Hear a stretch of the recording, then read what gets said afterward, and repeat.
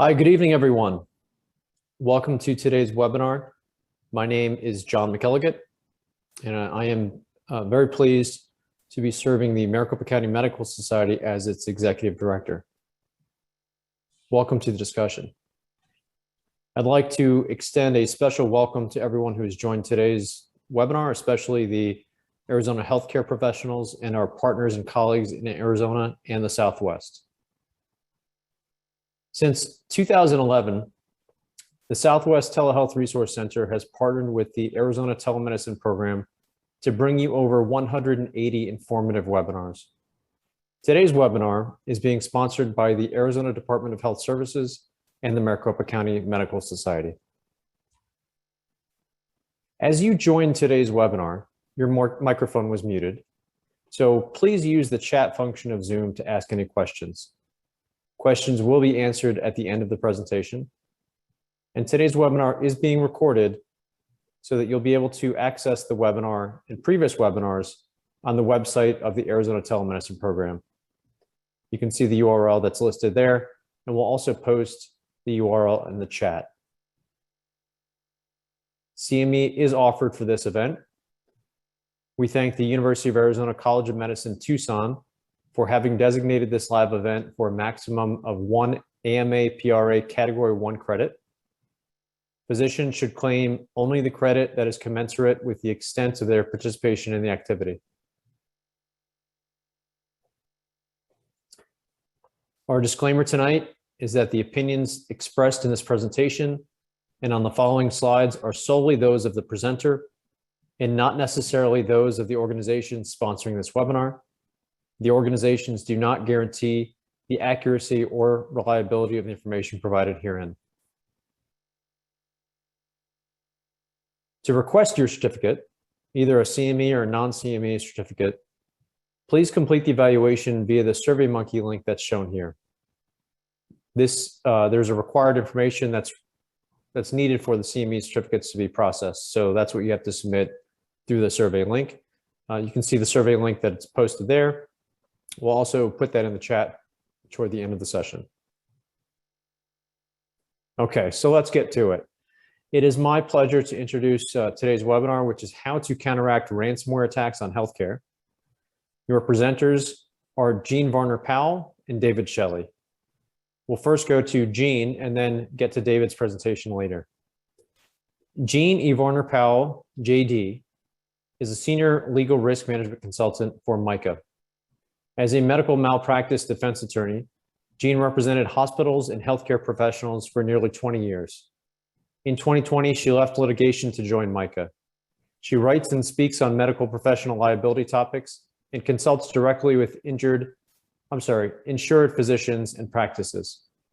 Jean, thank you so much for speaking today. The floor is yours. Thanks, John, and thank you everybody for joining us tonight. I've got quite a bit to cover, and Melanie's going to advance my slides for me, and I'm going to jump right in. Ransomware in healthcare threatens patient safety, and it exposes healthcare professionals to privacy and medical malpractice lawsuits, as well as regulatory investigations. The price tag for even a small medical practice to respond to and recover from a ransomware attack can soar into the millions. The healthcare setting is really the perfect extortion opportunity for cyber criminals because of the high stakes involved. If computer systems are disabled, hospitals and medical practices can't provide patient care. Patient data is also a valuable commodity, estimated to be worth 10 to 20 times the value of credit card data on the dark web. And healthcare organizations are easy targets with many weaknesses that make them vulnerable. Compared to businesses in other industries, statistics show that healthcare organizations are less likely to have backups available, less successful at discovering and stopping malware attacks before data is encrypted, and more likely to pay ransom. They also have a number of challenges making them vulnerable, using outdated legacy systems that are no longer incorporating the latest security updates, limited information technology budgets with money devoted to speed and information sharing more so than data security, staff that are undertrained on cybersecurity measures, and a spike in remote access as a result of the pandemic. And without proper security precautions, remote access can increase the risk of a ransomware attack. Next slide, please. A cyber attack can cripple a medical practice overnight by making it unable to provide patient care. This sudden interruption leaves healthcare professionals vulnerable to medical malpractice claims that arise out of cyber incidents.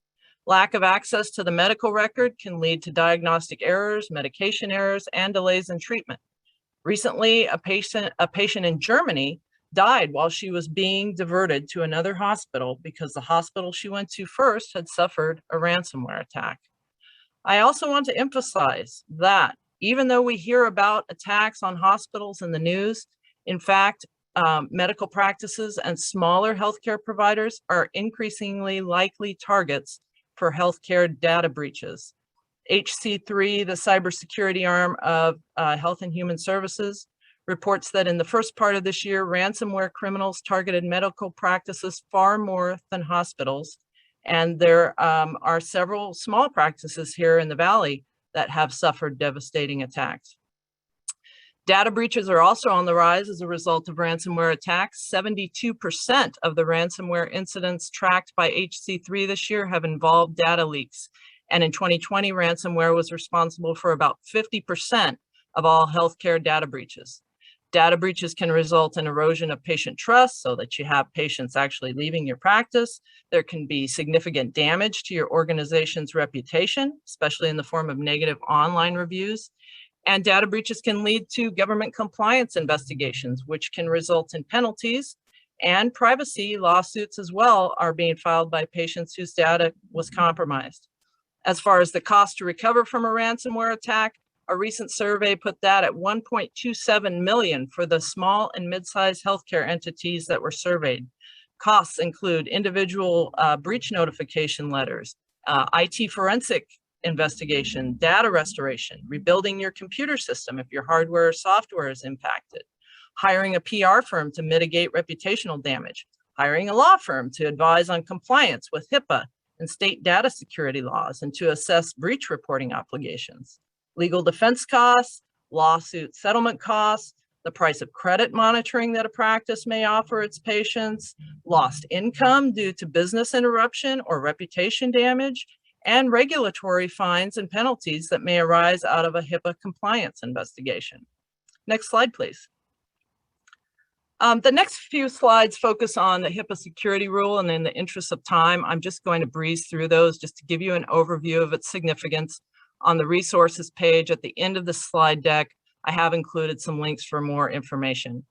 Healthcare organizations have been required since 2005 to comply with the HIPAA security rule, and it requires healthcare entities to implement safeguards to protect the confidentiality and integrity of all electronic protected health information that they maintain.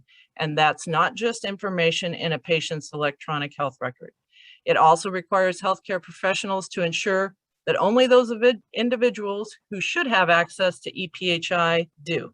Next slide, please.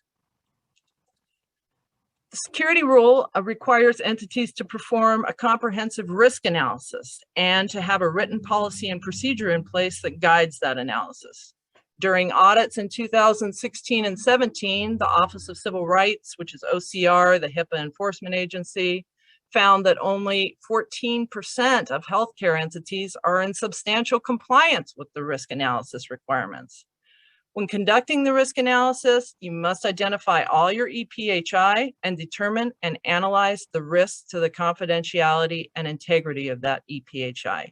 You need to document this analysis and retain copies of the documentation. HHS has a very nice security risk analysis tool, and I have a link to that on the resources page. After you conduct a risk analysis, then you have to implement security measures to reduce each risk to a reasonable and appropriate level. You need also written procedures in place to prevent, detect, contain, and correct security violations, i.e. cyber attacks. And again, you need policies and procedures in place to guide your risk management activities, and you must document this phase of the process and retain the documentation in case of a regulatory investigation. During audits, OCR found that 94% of entities failed to implement safeguards to reduce identified risks to a reasonable and appropriate level. Next slide, please. OCR does periodically audit healthcare entities for compliance. It also may investigate an organization's compliance if, for example, the organization reports a data breach. I'll take this opportunity to recommend to you that if you and your organization are not currently in compliance with the security rule, that you immediately take steps to get into compliance. It's one of the most effective risk management strategies you can implement to address the threat of a ransomware attack. And it will not only help you avoid regulatory fines and penalties, but it will also greatly reduce the risk of a cyber attack. Next slide, please. Let's talk about what the security rule requires if a healthcare organization suffers a ransomware attack. First of all, before an attack ever occurs, and hopefully your organization never has one of those, but the security rule does require you to prepare ahead of time by developing written, reasonable, appropriate security incident procedures and response processes to address ransomware. In other words, you need a comprehensive written plan in place that you've tested ahead of time that will allow you to address and recover from a ransomware attack. Under HIPAA, a security incident is defined as the attempted or successful unauthorized access, use, disclosure, modification, or destruction of information, or interference with the operations of an information system. According to OCR, the presence of ransomware or other malware on an entity's computer is a security incident under the security rule, and at the time the entity discovers it, it must initiate security incident response procedures. Again, you need to already have these documented and ready to go before the attack occurs. Your plan needs to have procedures in place to identify and respond to the incident and to mitigate as much as possible the potential harm. This will include things like determining incident scope, where it originated, whether it's ongoing or finished, and how it occurred, and then responding to contain the impact, identify and correct the vulnerabilities that permitted the attack, restore lost data, and allow return to business. You are also required to document security incidents, the outcome, and all of these steps that you take along the way in response to the incident, and you need to retain the documentation in case of later regulatory investigation. In addition, the security rule requires that a healthcare entity have a written contingency plan in place, including plans for data backup, disaster recovery, and emergency mode operations. And finally, OCR's published guidance does recommend reporting a ransomware attack to the FBI and other law enforcement agencies. Next slide, please. Okay, let's talk about breach. In healthcare, ransomware attacks and data breaches now go hand in hand. Not surprisingly, healthcare is the most targeted sector for data breaches. And according to HHS, ransomware attacks were responsible for almost 50% of all healthcare data breaches in 2020. And in 48 US healthcare ransomware attacks tracked by HHS during the first half of 2021, 72% involved data leaks. Under HIPAA, a breach is defined as the acquisition, access, use, or disclosure of PHI in a manner not permitted under the HIPAA privacy rule, which compromises security or privacy of the PHI.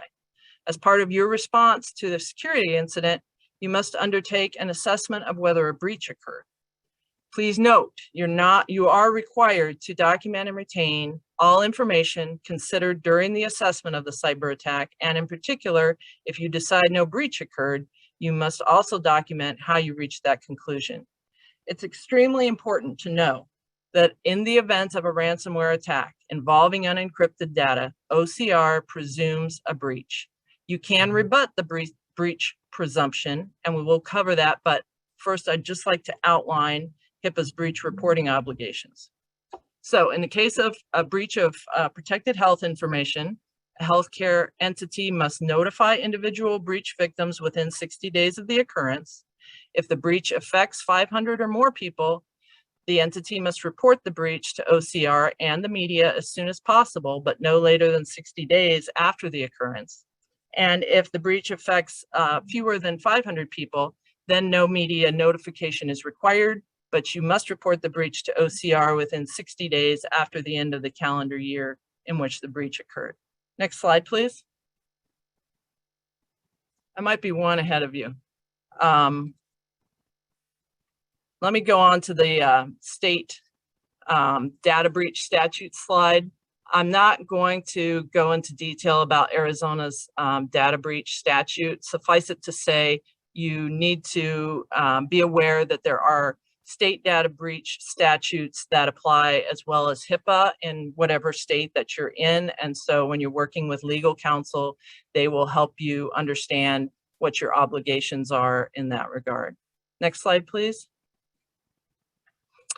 So I hope you never have to send breach notification letters to patients, but if you do, please remember HIPAA dictates the content of those letters. And actually during audits, OCR finds that most breach notification letters do not contain all the information required by statute. So let's quickly run through what you need to include. The letter must be written in plain language. You need to provide a brief description of the breach, including dates of breach and breach discovery if known. Describe the types of information involved, list steps that affected individuals should take to protect themselves from potential harm, describe what you are doing to investigate the breach, mitigate harm, and prevent further breaches, include contact information for your practice or organization so people can ask questions. That may be a toll-free number that you set up specifically for that purpose, or an email or postal address or a website. You must send the letter by first-class mail. And remember, it needs to be within 60 days. And if you have contact information for 10 or more patients that's out of date or insufficient, which I imagine many practices have that, then you must provide a substitute form of notice. You can do this by posting a notice on the homepage of your website for at least 90 days, or by posting a notice in major print or broadcast media in the area where patients reside. Next slide, please. As I said, you can rebut the presumption of breach. This is not a task a medical practice undertakes on its own. This will be a task delegated to an IT forensics team and a legal team. To rebut the presumption, you must show a low probability that the PHI was compromised, considering the nature and extent of the PHI, the unauthorized person who used and received the PHI, whether the PHI was acquired or viewed, and the extent to which the risk has been mitigated. In addition, in the situation where the data is encrypted and remains encrypted at all times, there's no breach. However, this is a technical determination that, again, you will need to delegate to technical and legal experts working on your behalf. Next slide, please. As part of rebutting the breach presumption, it's crucial to conduct the assessment and the investigation of the attack in a way that preserves technical forensic evidence. You need this evidence to support a determination that no breach occurred. You want to show that no breach occurred because then you will not have breach notification obligations. This will save you time, lots of money, and it will preserve trust and goodwill with patients. Again, you will rely on your technical and legal teams, and you need to get these teams in place right away after an attack. To do that, check your cyber liability insurance policy for instructions on reporting ransomware attacks.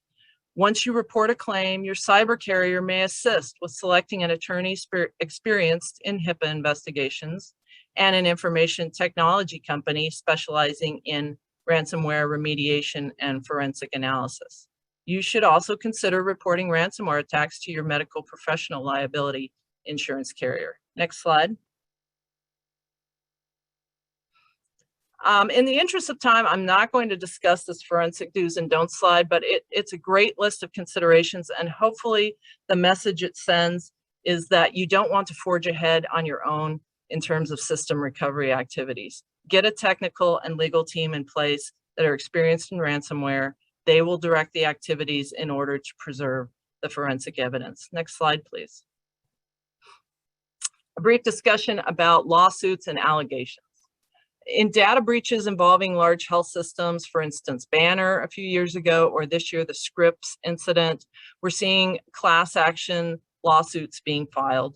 Most of those class action lawsuits are alleging various state law claims, including violations of state privacy laws, negligence, breach of contract, breach of fiduciary duty. Some of these are being dismissed by judges on the basis that the damages or injuries claimed are too speculative or not legally compensable.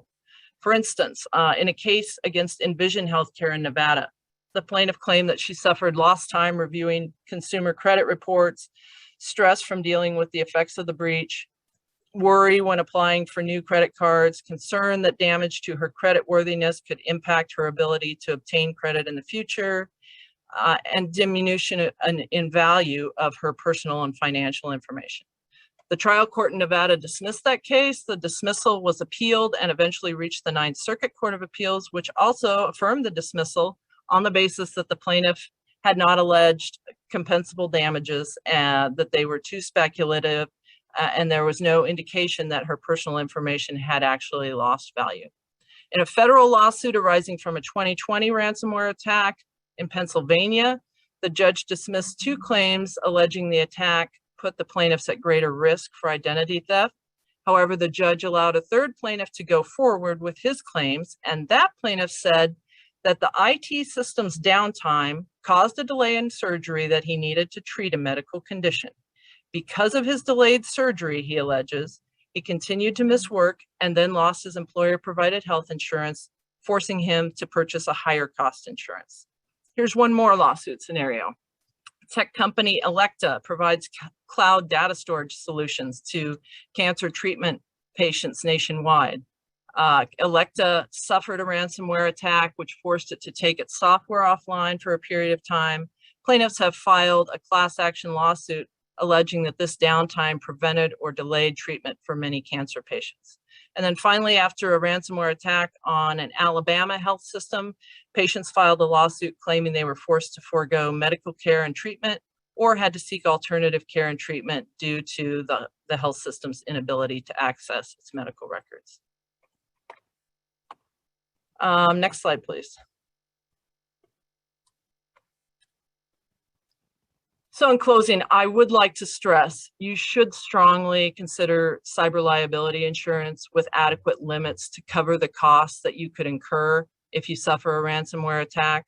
Contact your broker or medical professional liability insurance carrier for more information.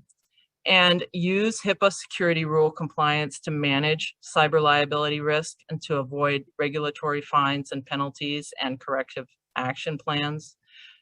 MPL and cyber carriers often have resources to guide you in this area. Carefully vet and select a reputable IT vendor if you're outsourcing your IT work. I've talked to physicians who thought their tech vendor had everything covered and they didn't.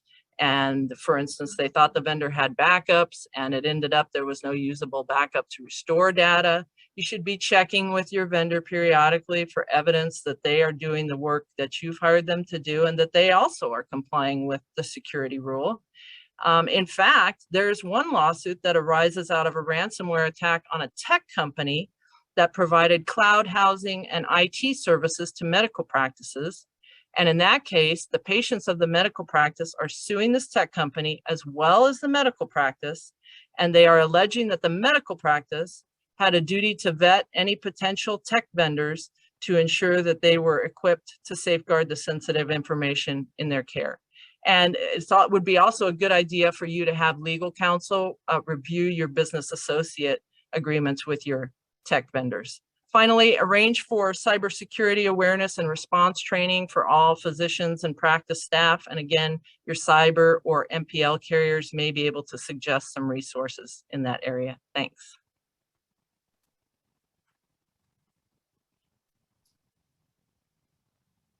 This is John McKelligot back. Jean, thank you so much for sharing that information. That's a lot to unpack. And I hope that people have some questions or some comments. Please add those to the chat. We'll get to them later. I already have 1 or 2 written down that we could get to later. And I know, for example, people respond to incentives and disincentives. And the disincentives that I wrote down were fines, lawsuits, impacts on patient care, mortality potentially, and also the reputation of the practice or the hospital. So I think we'll get to that later on. So Jean, thank you again so much. Our next speaker is David Shelley, who is the president of BVA Incorporated. David grew up in Washington, D.C. and has been living in Arizona since 2004.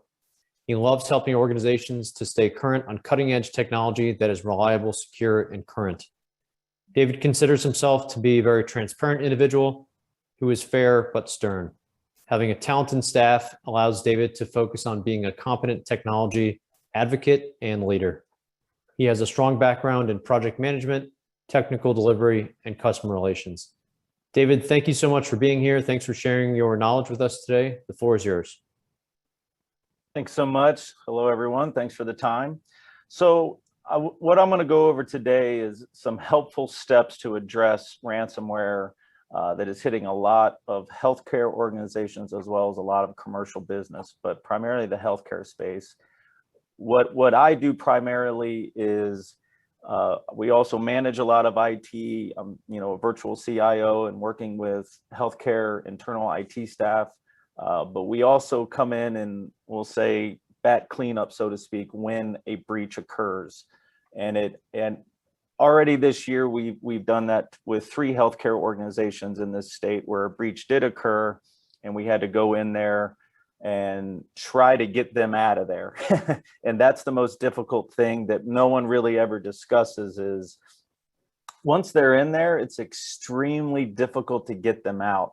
And in most cases and most breaches, they're in there for 6 months before they do anything, and you just don't know they're in there. They're sitting there just capturing data, and when they feel they've captured enough data, then they'll install the crypto virus, which is what encrypts all your files, and that's what launches that nasty message of I need a ransom. So some of the things that we're going to go over today are a little technical, but I'll keep it at a high level, and these are preventative measures that every organization needs to address via best practice so that we can try to stop this from happening. Because quite frankly, if you don't do 90% of these things that we're going to talk about today, it's not a question of if you're going to get breached, it's just a question of when.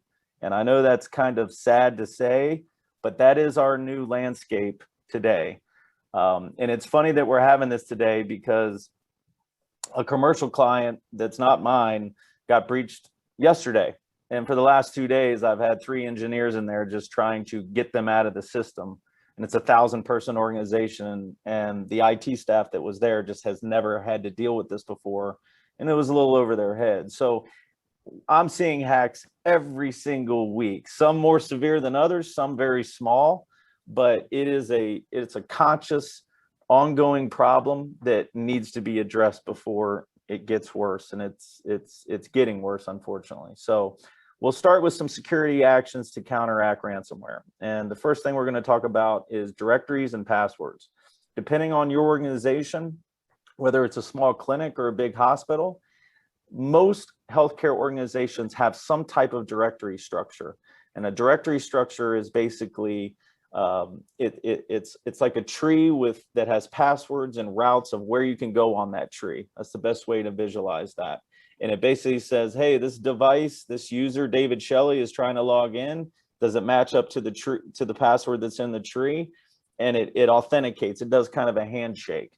So that's something that should be in every single organization. All the tools that you hear about in the media, the Carbon Blacks of the world, the Sentinel-1, the CrowdStrikes of the world, they all require that as a basic foundation for their product to function properly. And most healthcare clients that I have, when I first get in there, their network is a peer-to-peer. So there's no directory structure. They kind of just map drives to everything.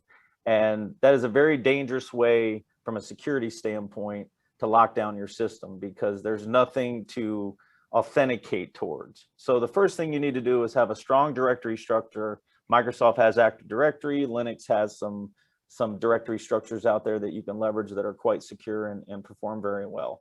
So no peer-to-peer networks. It has to be a directory-driven network configuration. Installation and support.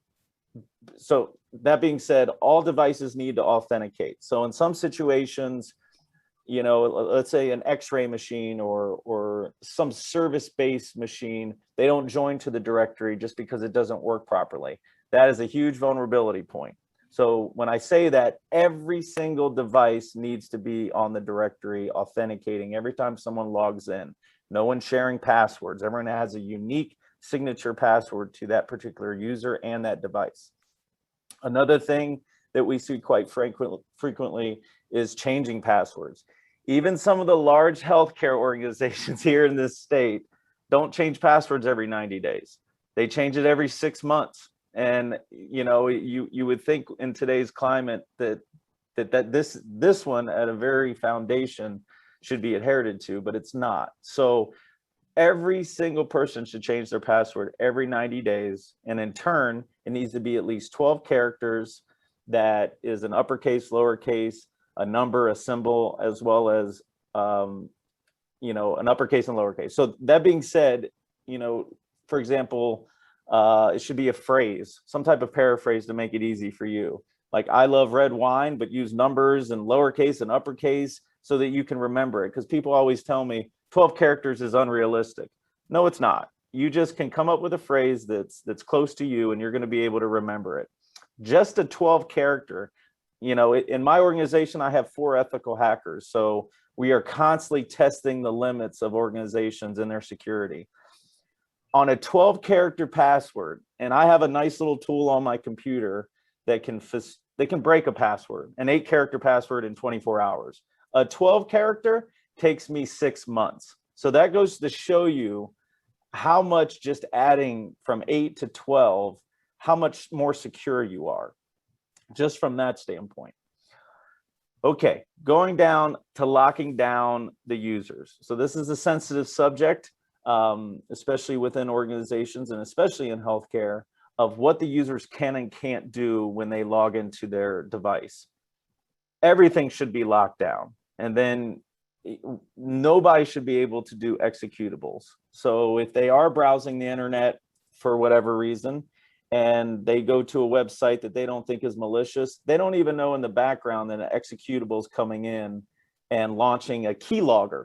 And all a keylogger does is just basically gets loaded on the server that the user doesn't even know about, and it caches every password that comes into Active Directory, including the domain passwords, which are the keys to your castle, so to speak.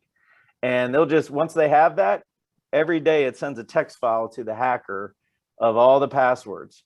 So being able to lock down each individual user of what they can and can't do is very, very important. And I'd probably say that 80% of the healthcare organizations that I walk into, they are not locked down at all because they want to use a screensaver. And so they want to download a Thomas Kincaid screensaver, and that's why the user can launch executables.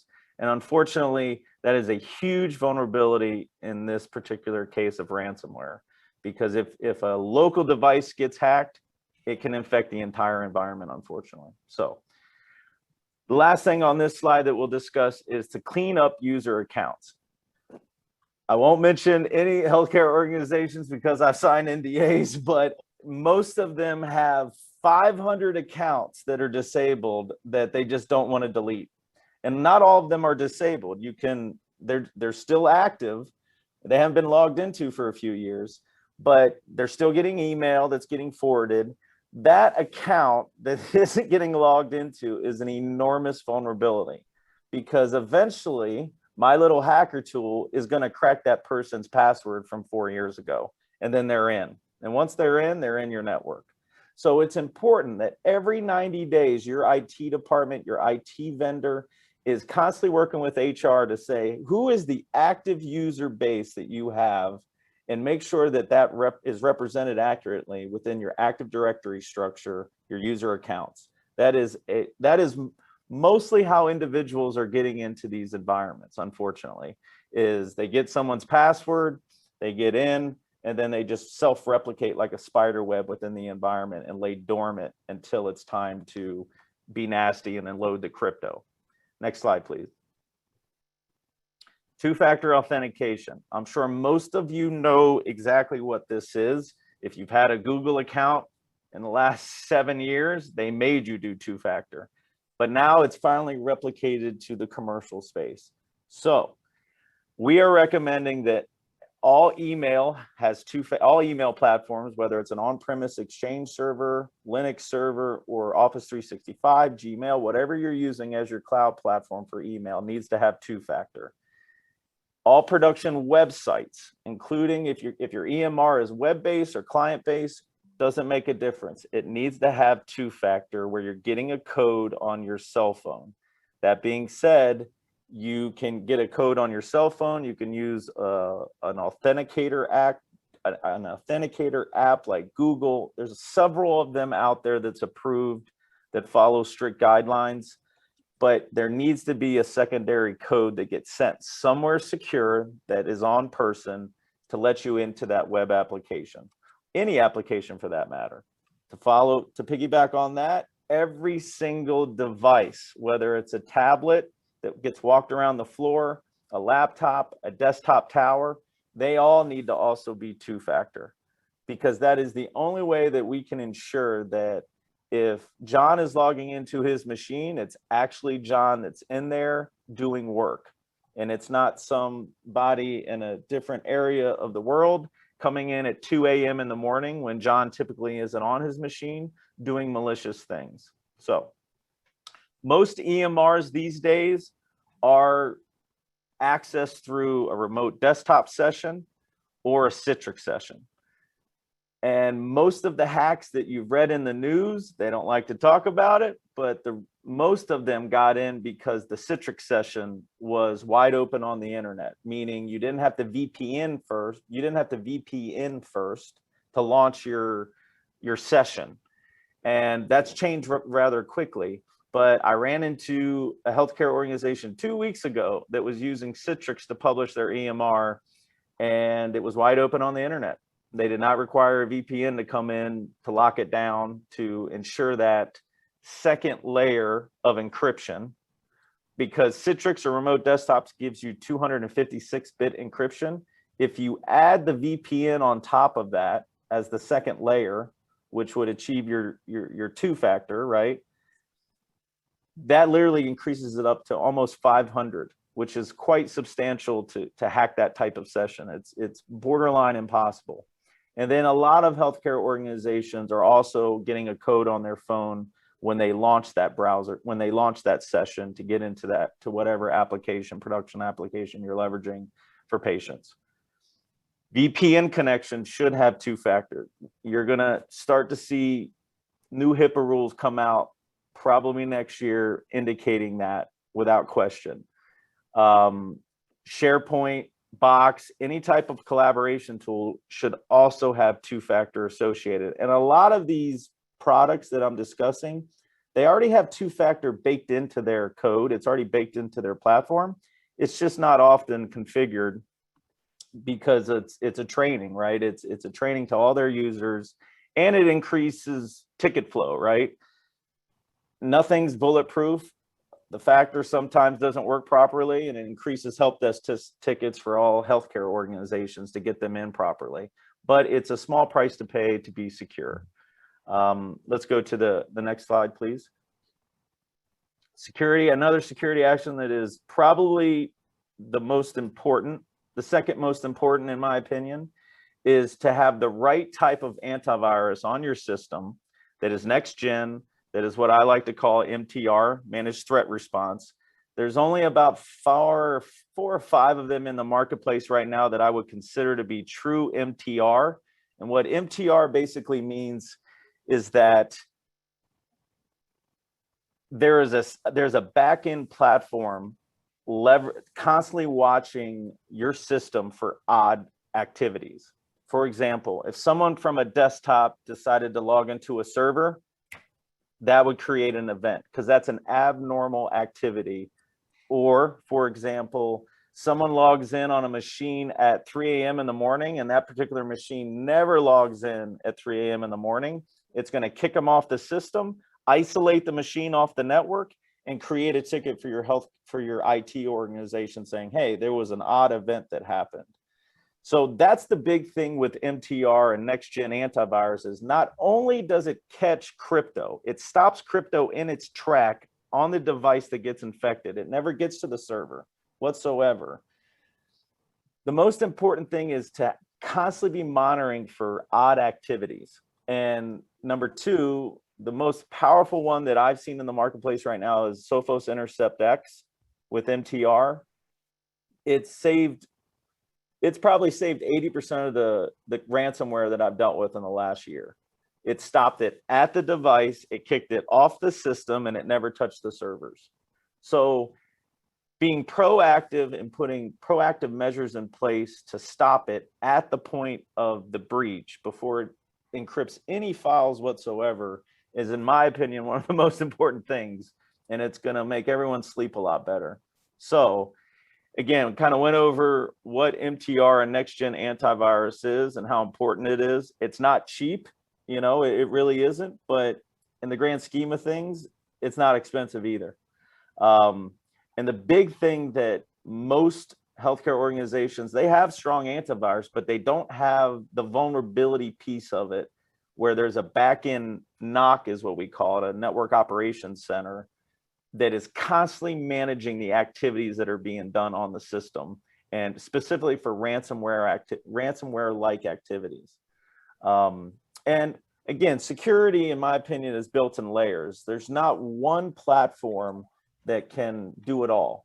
And I'm sure you've seen a lot of commercials about SentinelOne and CrowdStrike, which are all great platforms, but they can't do it all, you know. And the best thing is you can use a product like that, but stack it in layers so that if one fails, you have other ones that will cover those gaps in the event of a failure. That's the best way to do it.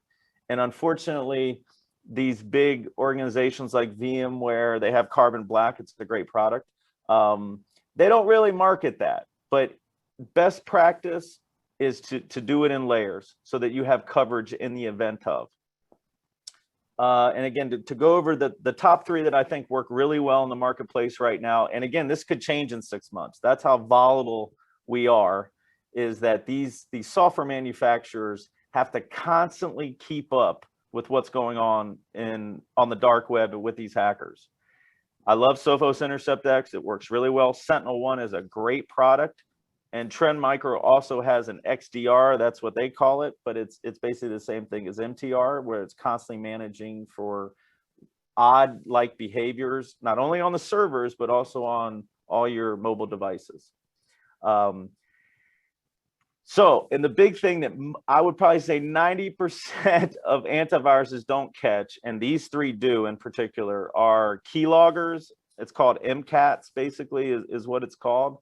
MCATs basically takes all your passwords that are on the system and sends the text to the person. And the keyloggers is something very similar to that. But these products really focus on hacking tools. So if something tries to get loaded on a device, it's going to stop it, notify it, and kick it off the network. So these are the preventative measures that I feel are very prudent to stop ransomware from even getting within your organization. Next slide, please. Commercial grade firewall. So people think they have a commercial grade firewall, and we're talking about large organizations that are in healthcare, and I walk in there and they have $1,000 firewall in there. $1,000 is a lot of money. But that being said, most firewalls don't have these things outlined right here. And in my opinion, the most important thing is vulnerability count. Most firewalls have 10 to 20. You pay for what you get. You want a firewall that has less than 10. And the reason why I say that is, you know, I can go on the dark web right now and find vulnerabilities about very expensive firewalls that are in production, and I can lean against that vulnerability, and potentially it might take me 3 weeks, but I'm going to hack into that firewall. And these are things that never get discussed in the marketplace. So I am very stern with my clients and tell them, you need this firewall, this is the reason why, and you need to pay for it, because it is the most important appliance in your entire environment. It's your gateway. It allows the traffic that goes inbound and outbound. It's kind of the bouncer of your network.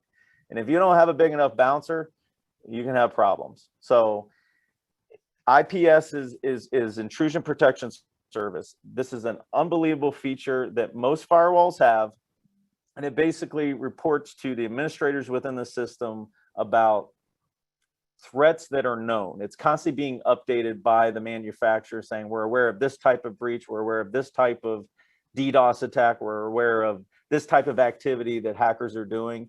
And it's constantly updating the firewall with those types of signatures, so to speak, to make sure that it blocks it right from the start. Geofencing. We set up all our firewalls where if someone's trying to hit the firewall constantly from an IP in Brazil, I can literally just cut off the entire region of Brazil. So no one from Brazil can hit that firewall to get inbound whatsoever. And a lot of firewalls don't have geofencing, which is a very important feature for your IT department to constantly review the logs, set up triggers within the system so that if someone logs in 20 times in the course of 24 hours, it's probably someone trying to hack your network. And you can literally just block that entire region. And it can get very granular. Deep packet inspection, I'm not going to go crazy into what that means, but basically it's inspecting every single packet that goes inbound and outbound for weird characteristics. Web filtering.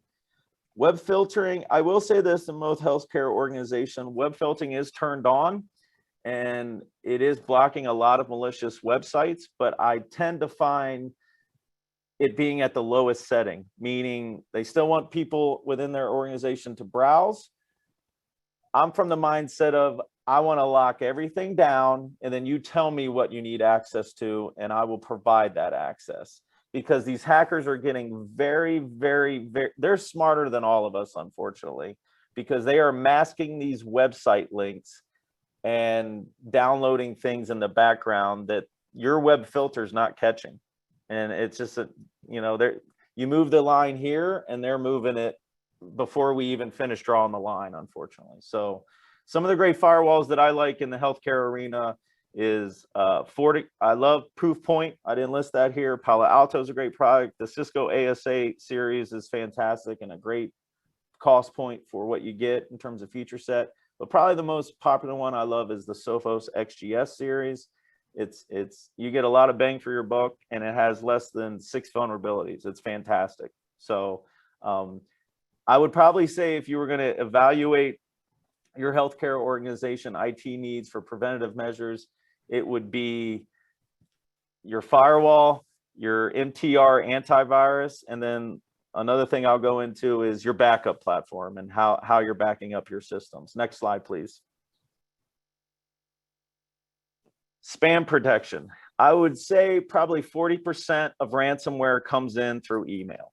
And it's unfortunate, but a lot of spam filters aren't going to catch impersonation, or they're not scanning links within emails. And I'm sure you guys have probably gotten an email from American Express saying, hey, there's a weird event on your account today. Please click this link, log in, and determine whether it's valid or not. And then they create an American Express website that looks just like the Amex site. You log in, they got your credentials. So that is very similar to what's happening with ransomware, is people are getting emails from their IT department. I have a software on my computer right now that I can send an email from John and his domain to anybody, and it looks just like John. I can mirror his signature. I can mirror his email address, and unless you really double click and look in the headers, you're not going to see that it's chris@gmail.com. And that is about 40% of the time. That's what we see crypto getting in, and ransomware is off email. So it's a very important to have the right type of spam service. And Gmail's native can't do it, and neither can Office 365. You need a third-party service, a cloud like Barracuda, like Mimecast, like Sophos, Proofpoint, where your mail's routing through that. And it's basically putting all those characteristics like silver listing that basically says this is an accurate email address, it's valid, no one's impersonating it. And all the links that are within said email are actually valid. So I would look at your spam filter. Also ensure that all your emails are getting backed up with a third-party cloud service, because in most situations, I walk into environments where it's only 30 days. And it really should be a lot more than that is in a cloud-based system, not some local hard drive sitting in your server room. Targeted threat protection is basically email links. So it's the links within emails that are typically, and attachments that are typically how crypto gets in. What it does is it'll actually launch that link that's in an email in what we like to call a sandbox. So it's kind of like a test environment first. It takes about 2 seconds, and then it launches on your local machine in your Internet Explorer or whatever browser that you're using.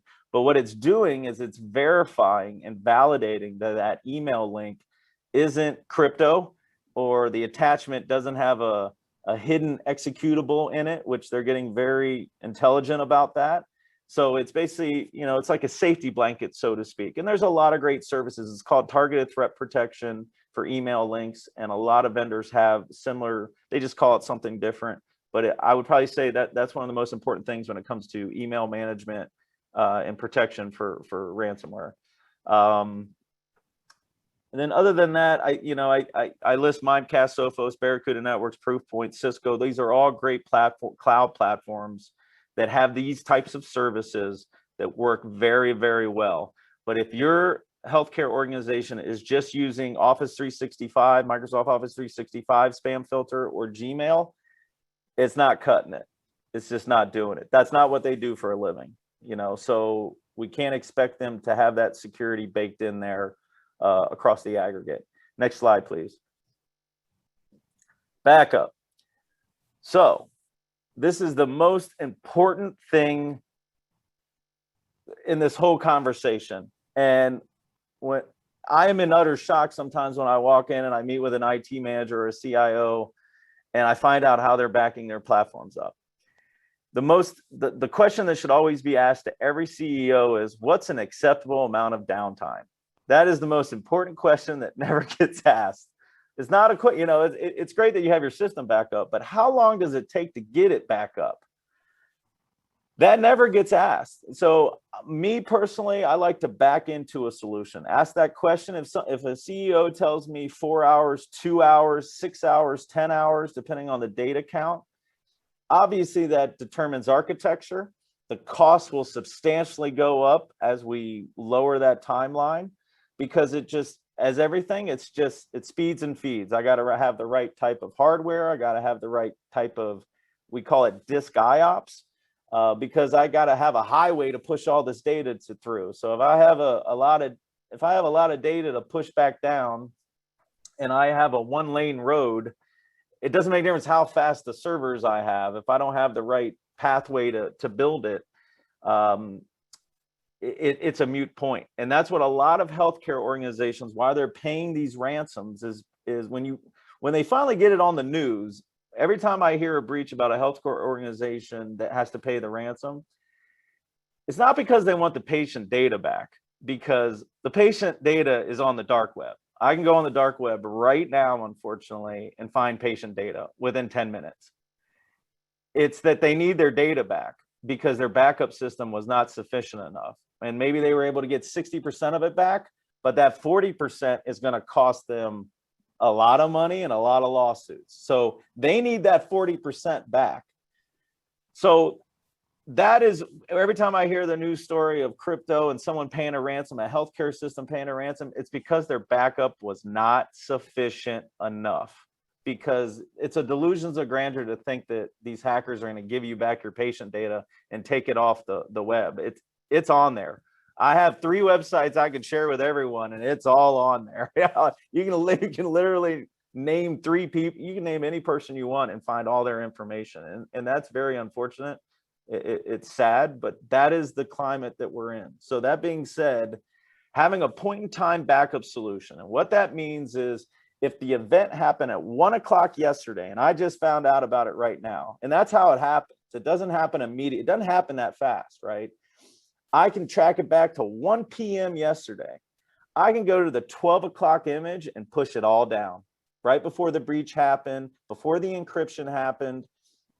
And yes, it might take 2 to 6 hours to get the environment back up, but I can walk into the CEO's office or the CIO's office and say, I'll have you up in 6 hours. I already have it going. And that is what every healthcare organization needs to get to, is to have a true disaster recovery plan in place with established timelines for restoration. Every healthcare organization has their system backed up. It's just how well is it backed up, and then how quickly can I recover in the event of a disaster? Those are the things that typically get overlooked because there is cost associated to it. But you can find a happy medium is the grand takeaway from this. Is you can find a happy medium within a cost footprint and get you up and running within 6 to 10 hours. And that's kind of what I'm seeing in the marketplace, where it doesn't, in terms of the best bang for your buck, so to speak. But backup is the most important thing. Here are some of the backup platforms that are used a lot in, not in the big healthcare systems. Commvault's used a lot in the big healthcare system, but in your medium-sized systems, Quest Rapid Recovery, Veeam Recovery. Commvault is a fantastic product. Veritas Backup is as well as Net Backup. There's a lot of great backup systems out there, but it has to be a point in time where it's taking a snapshot every hour or every 4 hours or every 6 hours, so that we can go back to a few hours before the breach occurred and push down that image. And having software on your system that's constantly monitoring is how you're going to be able to find out when that breach occurred. Because sometimes it's very difficult to find out when that crypto was installed. I've seen a healthcare system, I won't mention their name, but they're here in town. It took them 3 weeks to find the device that actually started the crypto. Because you can take it off all the servers, and then an hour later, it's all back on. Because that device that got infected is sitting at one of their sites, their satellite sites, and it just keeps replicating the crypto. It's very frustrating from an IT perspective. But next slide, please. Vulnerability scans and user training. So the most important thing here is to constantly, I recommend every 90 days to do vulnerability scans. There's a lot of great softwares out there. There's a lot of great software platforms that you can purchase on an annual basis, and it'll scan your entire environment. Your IT folks can do it, and it's going to spit out a report and shows all the vulnerabilities in your environment. And that goes over weird activities, passwords that hasn't been changed for whatever reason.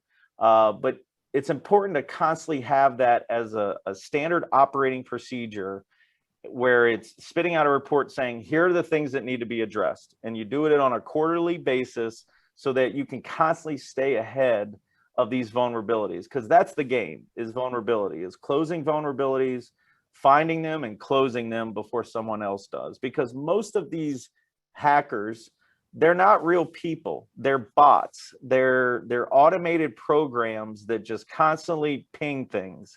And until they find an open thing, then it notifies the hacker and says, hey, I have a way in, come help me. And so a lot of these times they're just constantly scanning, looking for vulnerabilities.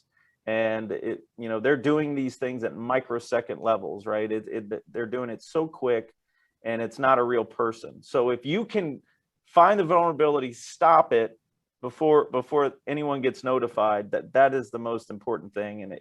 And I rarely see anyone use vulnerability software on a proactive measure. They're always using it after they got breached to lock it back down. There's a lot of great services out there about user training. Sophos has a product that will actually send emails that are ransomware-like to your users, and if they open it, they'll actually, your IT department will get notified, and then the user actually gets sent a video to teach them what kind of emails do they open, what should they open, what should they not open. Here are some characteristics, and it's a great proactive measure to show everyone that, hey, be cognitive of what you're opening, because again, I can have all these systems in place, but these hackers will get more and more smooth with how they're representing these emails. Like, last year, the big thing was resumes. They were shooting emails to HR managers with an attachment that had a resume and someone's name, and the HR manager would open up the resume, boom, crypto, whole system. That was the big thing last year. I hated it. But it was very hard to stop because, a lot of HR managers get random emails, that have resumes attached. So if you can train your staff on what are the most popular ransomware emails coming in at the time, which is what these services do, you can help your staff, to send that email to IT and say, hey, this looks a little weird. Can you vet this for us? And let me know if it's real, and then I'll open it. So having that program, Sophos has one, Carbon Black has one, and it's just a good training aid for all your user base. Next slide, please. Conclusion. There's a lot of good solutions out there that are not represented in what I put. I just kind of put my flavor of the month. If you ask me 6 months, I guarantee you they change a little bit. And unfortunately, that's just our marketplace. And these software and cloud services, these manufacturers, they're doing the best they can to keep up with these folks. They really are. And right now, it's just putting in good systems that can be proactive as opposed to reactive. And that's the best takeaway, hopefully, you get from this, is focusing on a viable backup solution, having a really commercial grade firewall gateway that's controlling inbound and outbound traffic, and also having an MTR-based antivirus platform that's constantly scanning for vulnerabilities and weird behavior on your network. And that's all that I have for today. David, thank you so much. John McElligott back here. We've gone just a little bit over, so I wanted to respect everyone's time who's joined, say that we will get to try to cover these questions offline the next day or so. But I wanted to remind everyone that to request the CME, you must complete the evaluation. So please go to that SurveyMonkey link that we posted in the chat as well. Want to remind everyone that this presentation has been brought to you by the Arizona Department of Health Services, the Maricopa County Medical Society, ATP, and the Southwest Telemedicine Resource Center. For upcoming webinars and events, please visit their website, which is telemedicine.arizona.edu. Really want to thank our presenters today, Gene Varner Powell of MICA, and David Shelley of BVA. And especially thanks to everyone at the Arizona Telemedicine Program who's provided this platform and helped us staff yet another amazing webinar. There's a lot going on in cybersecurity for the healthcare industry. And as we've heard from Gene about all the different ways that you can mitigate risk, and from David about all the different measures you could take as a practice or as a hospital or as a one-woman or one-man show trying to provide care for patients, there's a lot that you can do, clearly, and it's basically like an arms race to try to step up what you have going on in your practice, in your organization, so that you can provide the best care and have access to data that your patients need. So as a patient and as a future patient, maybe of you, I urge you to do your part so that I can get access to the data and the doctors that I need. So again, thank you so much for your time. We will follow up on these questions in the next couple of days. I really appreciate it, and have a great evening.